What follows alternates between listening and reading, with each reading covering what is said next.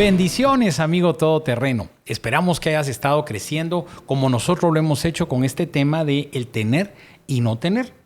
En la parte número 3, que era cambiando de mentalidad, hoy vamos a platicar sobre el miedo, ese vencer el miedo. Y en 2 Timoteo 1:7 nos dice, porque el espíritu que Dios nos ha dado no nos hace cobardes, sino que Él es para nosotros fuente de poder, amor y buen juicio. Yo creo que el miedo es parte de nuestro vivir y creo que viene en el paquete, Eduardo. No sé qué piensas. Bueno, antes de entrar al miedo, quiero que seamos valientes y por favor, en redes sociales, nos vean en YouTube. Que no te dé miedo. No les dé miedo apachar ese botoncito y se suscriban. Que nos sigan en redes sociales, en Facebook, en Instagram. La verdad es que hemos hecho mucho material para todas estas redes y creo que son de crecimiento para cada uno de nosotros y ahí recordamos ciertas frases o ciertas cosas que hablamos en los podcasts que nos van a ayudar a crecer un poquito más. Además, si todavía tienes podcast que no has visto, te puedes poner al día en el canal de YouTube o en Spotify. Sabemos que el tráfico en la mañana y en la tarde ahora está pesado. ¿Qué mejor que aprovechar el tiempo junto a los amigos todoterreno? Pues a vencer el miedo, amigo todoterreno, y poder. También coméntanos si has crecido, coméntanos si tienes algunas dudas, qué temas quisieras que pudiéramos trabajar, como te insisto, para que sigamos en este crecimiento. Fíjate, Eduardo, que con respecto al miedo, escuchaba a personas que manejan los temas que este miedo, de alguna forma, y bien manejado, te puede rescatar de algo. Por ejemplo, si tú tienes cierto nivel de miedo y vas en el tráfico, tú vas a ir un poco más atento y eso te va a poder ayudar para reaccionar. Te puede alertar. El tema con esto es de que cuando el miedo empieza a apoderarse de ti y que tú ya no piensas, sino que en realidad te estás dejando llevar por eso, es cuando ya tienes una barrera. Comentábamos al empezar que cuando las personas tienen, por ejemplo, miedo a las serpientes. En lo personal, a mí las culebras me dan miedo, me dan mucho miedo las culebras. Entonces, miraba un tratamiento psicológico donde empezaban que la gente las tocara. O sea, yo ni me imagino tocando una culebra. Son frías. Si es frío, si es liso, si es escamoso, no sé. Pero para ir venciendo... Te vamos a llevar al zoológico una noche, ahí puedes tocar. Mejor de día. Mejor llévame a otro lado, llévame a comer. Una lunada. Sí, Dios me guarde. Entonces, pero así como eso, uno puede ir venciendo los miedos. Y recuerda que una de las cosas que el enemigo utiliza como un arma letal contra nosotros es el miedo. Sí. Vimos en podcasts anteriores donde decía que tenemos que cuidarnos de qué estamos pensando, en qué estamos haciendo. ¿Por qué? Porque esos pensamientos nos pueden llegar nos pueden llevar a tener un miedo que te paralice. Sí. Y hay una frase que dice, el hombre valiente no es el que no siente miedo, sino aquel que conquista ese miedo. Realmente el miedo nos frena. Muchas veces cuando nosotros tenemos un negocio y lo quebramos, luego tenemos miedo de poner otro, ¿verdad? Muchas veces cuando fracasamos en un matrimonio, tenemos miedo de tener otro matrimonio. Y así podemos hablar de muchas cosas, ¿verdad? De hobbies, de situaciones en la iglesia, de cosas que vimos día al día, donde si nosotros dejamos que el miedo nos gane, nos va a vencer no solo en eso, en muchas cosas más. No, y fíjate que yo recuerdo que cuando uno tiene un accidente automovilístico, ¿verdad? Ya no quiere manejar. Ya no quiere manejar. Entonces, ¿qué es lo que te dicen? No, maneje, mueva el carro de ahí golpeadito, muévalo para que se le quite el miedo. Cabal. Le dicen a uno, ¿verdad? Y en realidad es parte de lo que hay que vencer. Y uno de los pasos o consejos que nos daban con respecto a vencer el miedo es empezar procesos. Yo creo que esto es importante porque esto es lo que nos está llevando es accionar algo contra ese miedo. Entonces, yo te pregunto, amigo todoterreno y Eduardo, cabal. ¿Miedo a qué? ¿A qué le tienes miedo? ¿Le tienes miedo a una quiebra financiera? ¿Le tienes miedo a una enfermedad? Porque si recuerda, le tienes miedo al agua, pues empezar pues va a unas clases de natación pues para que sí. se te quite el miedo. No, y fíjate que recuerdo en la palabra cuando en el libro de Job nos describe que decía Job, lo que tanto me pasó, lo que tanto temía. Y eso Sí. es bien confrontativo. ¿Por qué? Cabal. Porque muchas veces nosotros decimos, no, esto me va a ir mal, me va a ir mal en el matrimonio, me va a ir mal en el matrimonio. Y efectivamente, las palabras tienen vida y tienen poder. O este negocio va a salir mal. Y... No, este negocio está malo. Y eso no quiere decir que no seas previsor, Sí. que no seas astuto, que todo lo que tú quieras. Pero creo que una de las primeras partes es empezando procesos. El segundo consejo que nos da es terminar etapas o logros. ¿Qué significa esto? Que si tú ya empezaste algo en contra de ese miedo, ser perseverante, Eduardo. Sí. Ser perseverante. Fíjate que cuando yo estaba muy, muy jovencito, a mí me daba mucho miedo, por ejemplo, los muchachos que en aquel tiempo usaban drogas. Yo estaba más pequeño, yo era niño y ellos jóvenes. A mí me daban miedo los drogaditos, pero mucho, mucho miedo, fíjate. Nunca pensé que yo pudiera entablar una conversación con ellos de hoy por hoy hasta dar un consejo, pero tuve que vencer ese miedo, ¿verdad? Muchas veces también tenemos el miedo hasta el éxito, el miedo a ser buenos. Te aterroriza pensar en eso y pareciera que no, pero yo tuve en consejería a un joven que me decía, es que creo que el negocio está subiendo mucho y que llegue a un tiempo que yo me pueda perder porque el negocio creció tanto. O sea, miedo al éxito. Pero lo que nos está llevando aquí es ser perseverantes, terminar lo que empezamos. Y luego nos dicen que tenemos que conquistar el temor. En nosotros, definitivamente no. En Cristo. Recuérdate que en el primer podcast leímos, ¿verdad? Todo lo puedo en Cristo que me fortalece. Entonces, amigo todoterreno, ¿cuál es tu miedo? Que el Señor no pueda acompañarte y lo puedas vencer. Y creo que si nosotros logramos vencer el miedo, vamos a poder ver cosas que no nos imaginábamos, ¿verdad? Porque realmente creo yo que el Señor tiene el poder para ayudarnos a vencer. Y eso es lo que nosotros tenemos que estar convencidos a cada rato, a cada día. Y sobre todo ver que en nuestra vida van a haber situaciones que nos van a dar miedo. Pero cuando nosotros damos el primer paso y vemos que no se quebró el vidrio, digamos, vamos a poder dar el segundo y así empezar. Y esos pasos, yo pienso mucho en esos pasos porque la Biblia dice, lámpara es a mis pies tu palabra. Entonces, una lámpara en ese tiempo era la que uno llevaba así y solo mirabas aquí adelantito, ¿verdad? O sea, el paso que dabas. No era que tú alumbraras todo lo que está ahí, sino ibas dando pasos firmes, ¿verdad? Entonces así debe ser nuestra relación con el Señor para que nosotros logramos vencer el miedo. Total. Y sobre todo venía a mi mente, por ejemplo, si tú tienes miedo que tu matrimonio fracase, pues dice la palabra, haz un alto en los caminos y ver qué es lo que cómo estás llevando a tu matrimonio, porque puede ser que haya muchas cosas que tienes que corregir. Recuérdate que parte de atacar el miedo es ser intencionales, de realidad, de ir, bueno, ¿por qué puede ser? Bueno, porque yo descuido mucho a mi esposa, bueno, voy a accionar en base a eso. ¿Qué es? Que trabajo tanto que descuido a mi familia, lo que hemos hablado, ¿verdad? Nos enfocamos tanto en el tener bien a la familia que descuidamos lo más importante que es la familia. La familia. ¿Verdad? Y fíjate que hay cosas que se oyen irónicas, ¿verdad? Pero con respecto al tema esto del matrimonio, venía al matrimonio más que el tema del miedo. ¿Qué pasa con este cuadro, Eduardo? Vienes y tú tienes una reunión o vas a la iglesia o tienes una reunión social y ya vas tarde con tu esposa. Tú estabas listo desde hace un rato y tu esposa se atrasó más de lo normal, ¿verdad? Solo tienes dos caminos. O llegas a la reunión tarde molesto o llegas a la reunión tarde tranquilo. Entonces tu decisión es, porque tarde ya vas. Entonces, digo yo, es cuestión de mentalidad. No, entonces, lo mismo pasa con el miedo. Sí. Muchas veces entonces vamos a llegar, si el Señor va a permitir un proceso en tu vida, por fuerte que sea de cualquier índole, Él va a estar contigo. Entonces, ¿para qué te afanas antes? ¿O para qué te da miedo antes? Como lo vimos en el podcast anterior, preocupados, ¿verdad? Nos ocupamos antes de tiempo. Entonces, tenemos que conquistar nuestros temores a través del Señor. El siguiente es vencer la inseguridad.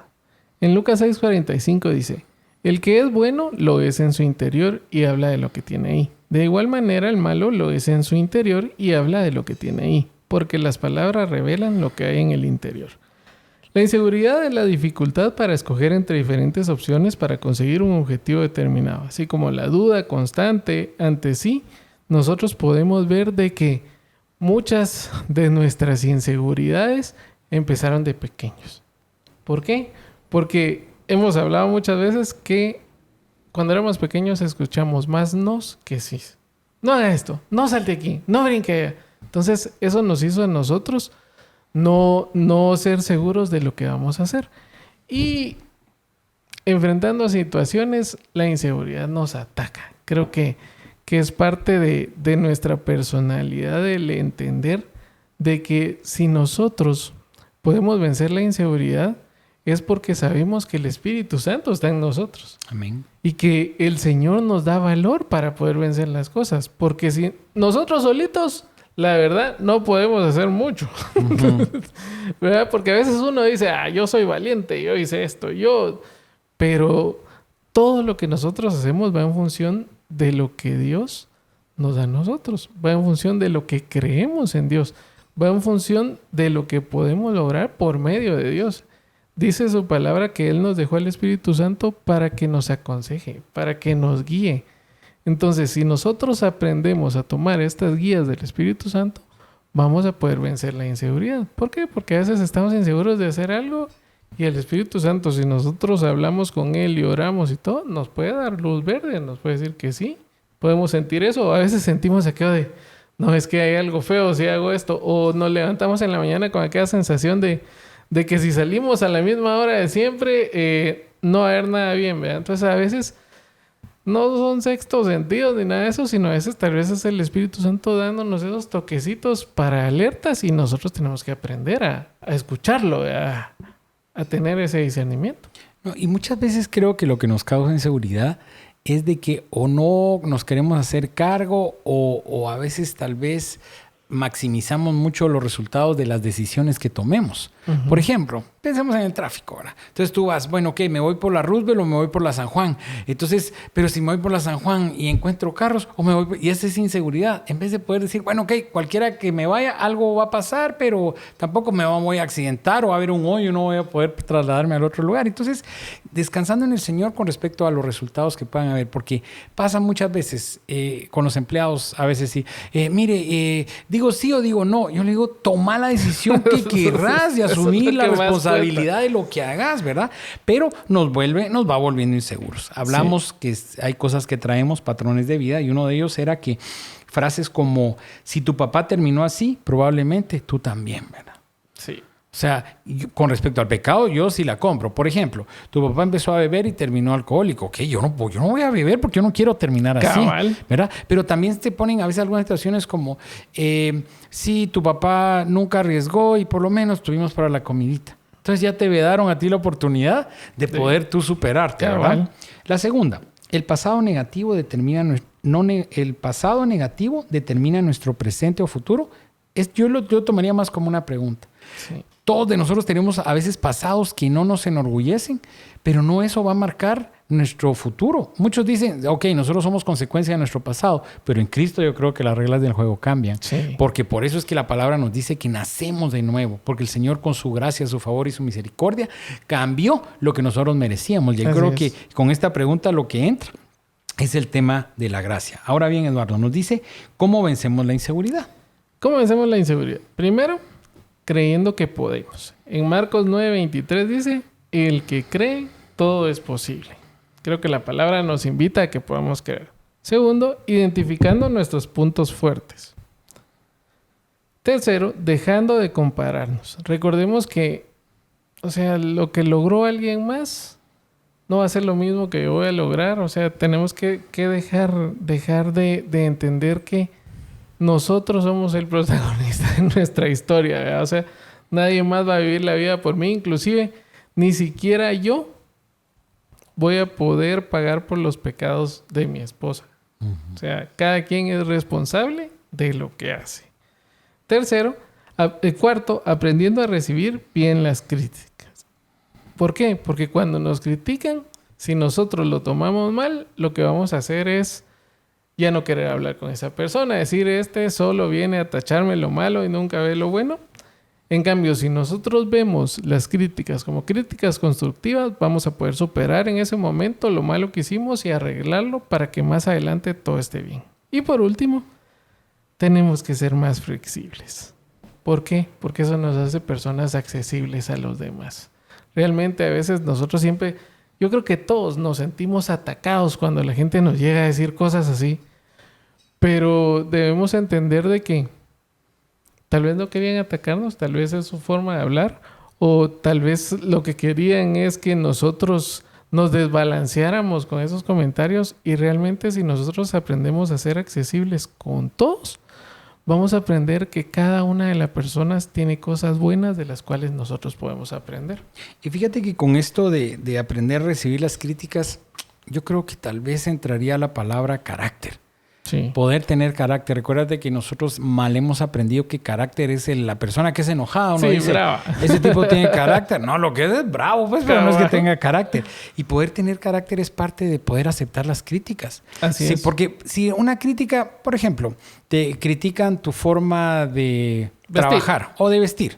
Ok, tú podrías analizar y decir, bueno, a mí me gusta así. Y yo no ofendo a nadie. No tendrías por qué molestarte. Pues acepto tu crítica, pero pues no me afecta. Ahora bien, por ejemplo, si viene y alguien te dice, mira, yo creo que tú no estás guardando un buen testimonio, de entradita te va a molestar seguramente. Claro, bueno. Pero ya cuando empiezas a analizar y dices, no, de verdad que esos comentarios yo no los tenía que haber hecho, o yo no tendría que haber reaccionado de esta forma porque esto no. Entonces la palabra nos enseña y nos dice, retener lo bueno.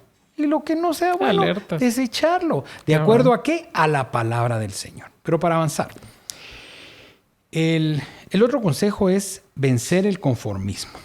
Que nos dice la palabra, no vivan según el modelo de este mundo, mejor dejen que Dios transforme su vida con una nueva manera de pensar.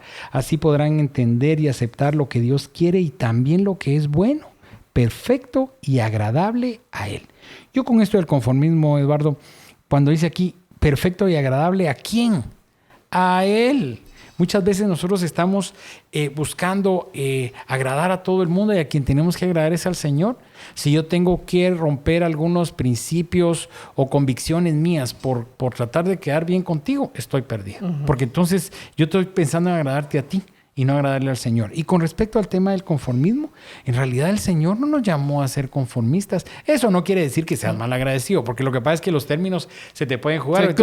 Se cruzan, porque si tú dices, hay que vencer el conformismo, entonces quiere decir de que no estoy contento con lo que tengo, lo que soy. No, todo va en un proceso. No, yo creo que podemos poner ejemplo con los 4 personajes que vimos en el podcast 1, que era José.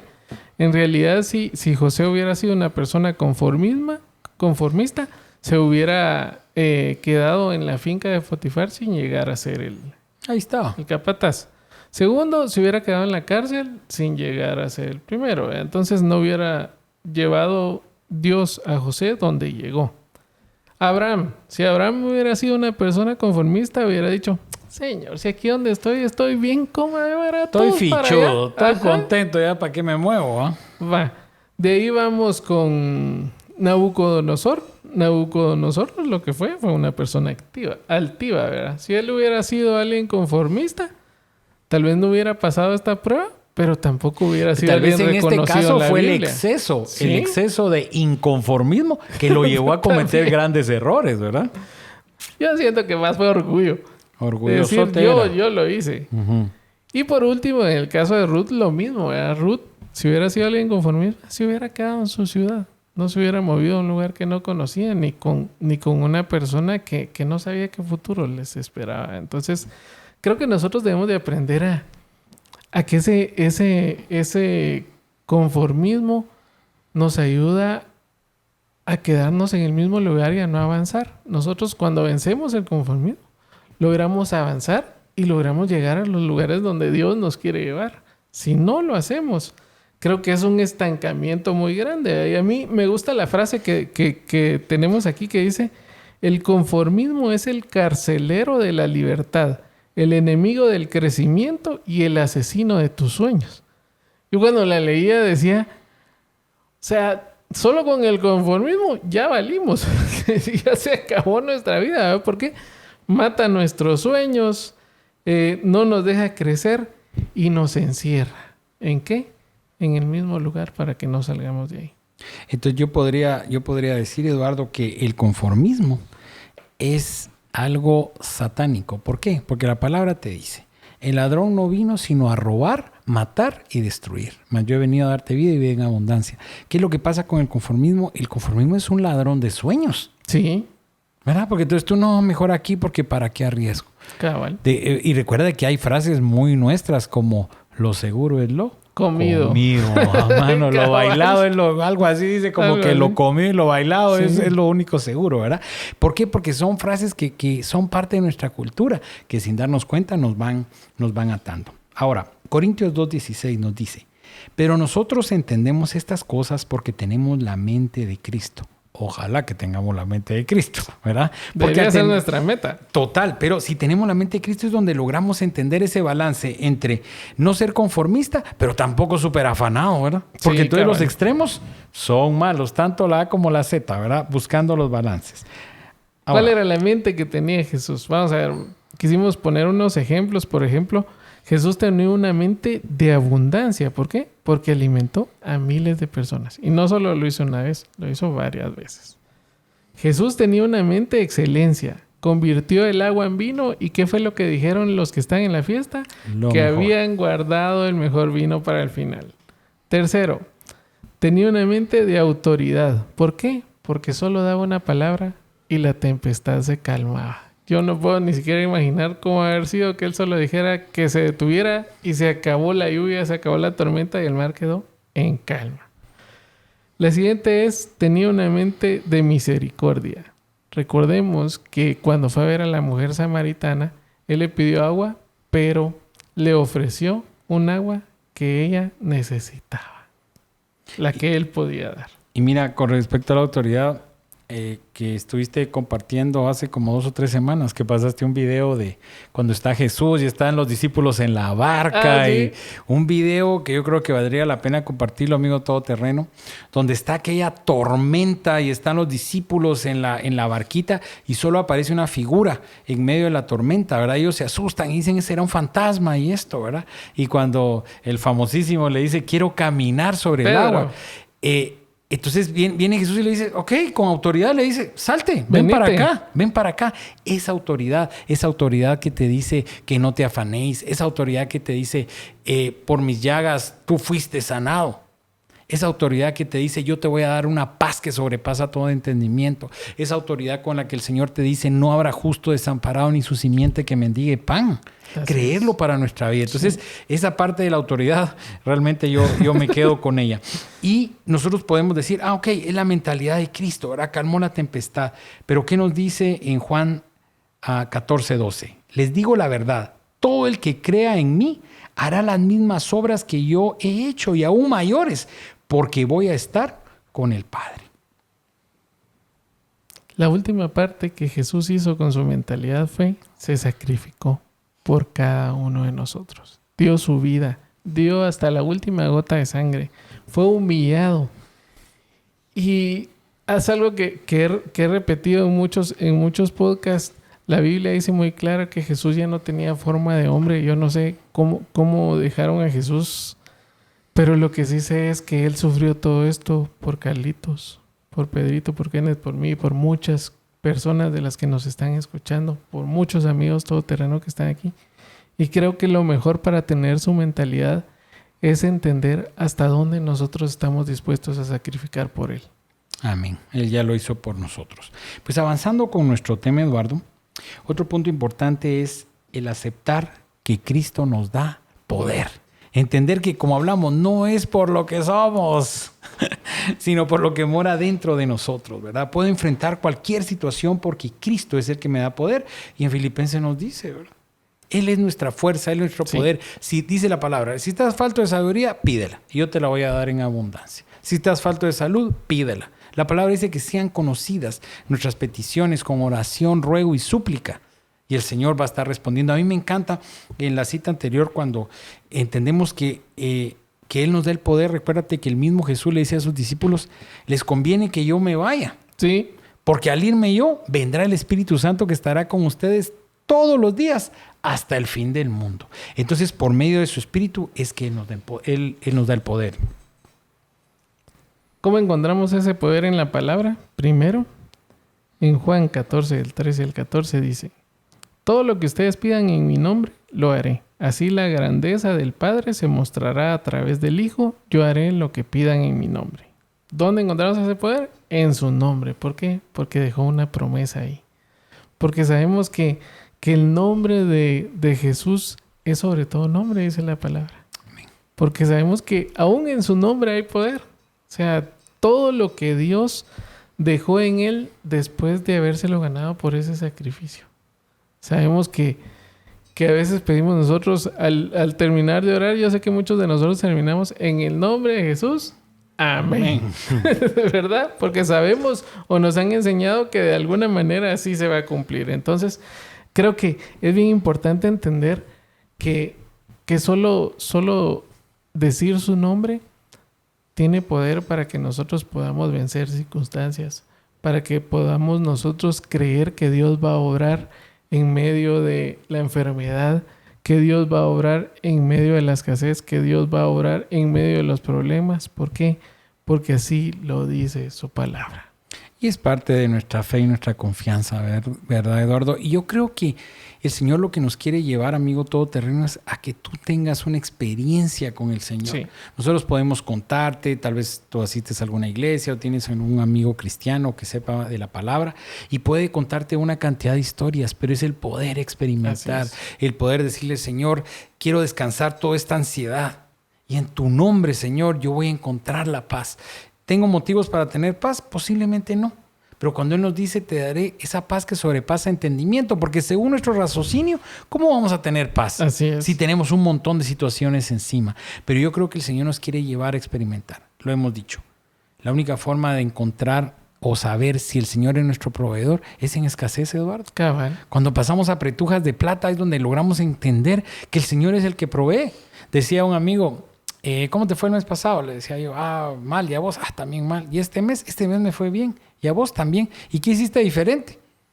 Pues no, la verdad hice lo mismo, pero me fue bien este mes, ¿verdad? Su favor y su gracia, ¿verdad? Sí, el nombre del Señor manifestándose. Entonces hay que aprender a que ese nombre no es algo místico ni es algo mágico, no, pero ese nombre tiene poder. Recuerda que la palabra, solo con mencionar el nombre del Señor, los demonios huían. Sí. ¿Verdad? Ese demonio de la deuda, ese demonio de la infidelidad, ese demonio del alcoholismo, de la drogadicción, de la misma rebeldía dentro de los hogares cristianos. En el nombre del Señor vamos a limpiar nuestros hogares. El segundo nos decía que en Él mismo. ¿Qué significa esto? Gracias a su Padre. La palabra nos dice en 2 Corintios 5:21, aunque Cristo no tenía ningún pecado, Dios lo hizo cargar con los nuestros, para que por medio de Él fuéramos la evidencia de que Dios está dispuesto a dar su aprobación a los seres humanos. Como tú lo decías y lo has repetido, llegar al extremo de sacrificar a su Hijo, nuestro Dios, a su Hijo Jesús, por ti y por mí. Gente que no merecíamos absolutamente nada, ¿verdad? El Señor hizo ese sacrificio. Ahora, alguien, pues una vez puede ser que se haga una pregunta, ¿verdad? ¿Quién ha sido la persona más importante de toda la historia? ¿Será que fue Hitler? ¿Será que fue Buda?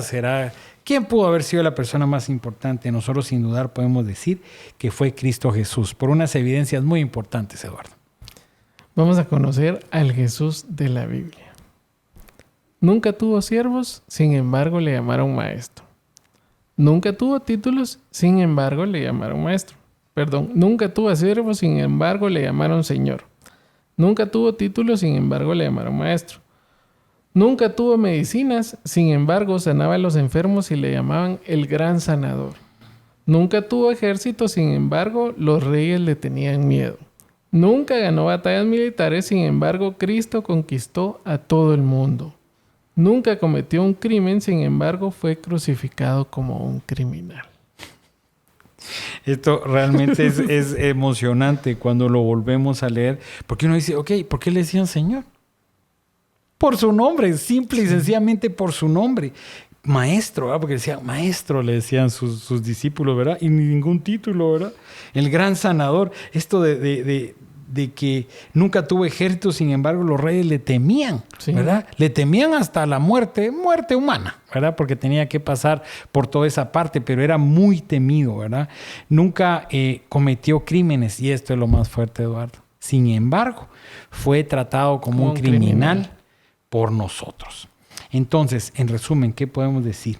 Que Cristo Jesús nació, vivió y murió y fue sepultado en una tumba. Pero Cristo no se quedó ahí y eso es nuestra esperanza, Eduardo. Así Esa es. tumba vacía que es lo que nosotros proclamamos. Oía a un predicador decir, si usted va a la tumba de Mahoma, ahí están los huesos, ¿no?